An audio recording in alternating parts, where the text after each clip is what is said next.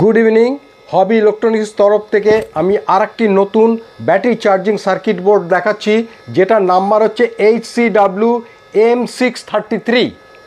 এই নাম্বারের চার্জারটা আপনারা ব্যবহার করতে পারেন। এইটা ব্যবহার করে ব্যাটারি চার্জ করলে ব্যাটারির হেলথ কন্ডিশন খুব ভালো থাকবে।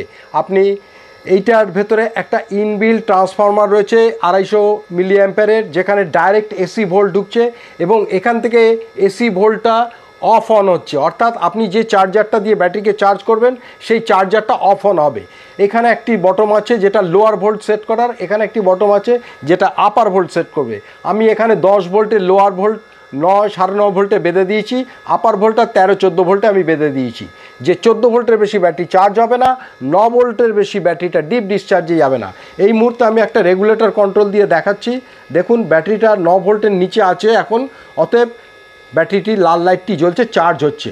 এবং আমি যখনই 14 ভোল্ট 10 ভোল্ট 11 ভোল্ট ব্যাটারিটি চার্জ হচ্ছে, যখনই ব্যাটারিটি 13 ভোল্টের ওপরে 14 ভোল্ট চার্জ হবে, দেখুন এই চার্জারটি আর কাট অফ হয়ে যাবে, লাল লাইটটি বন্ধ হয়ে গেছে, অর্থাৎ ব্যাটারি আর চার্জ হবে না, 13 ভোল্টের উপরে চার্জ হয়ে গেছে।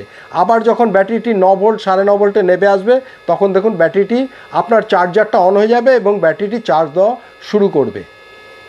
11 ভোল্ট 10 ভোল্ট 9 ভোল্ট, দেখুন লাল লাইটটা জ্বলে গেছে, অর্থাৎ আপনার ব্যাটারি চার্জ হওয়া শুরু হয়ে গেছে।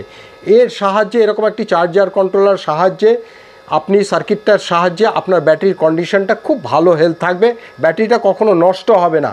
থ্যাংক ইউ, হবি ইলেকট্রনিক্সের তরফ থেকে জানাচ্ছি এই বোর্ডটির দাম মাত্র 220 টাকা। এই চার্জ কন্ট্রোল বোর্ডটা বাজারে পেয়ে যাবেন। Thank you.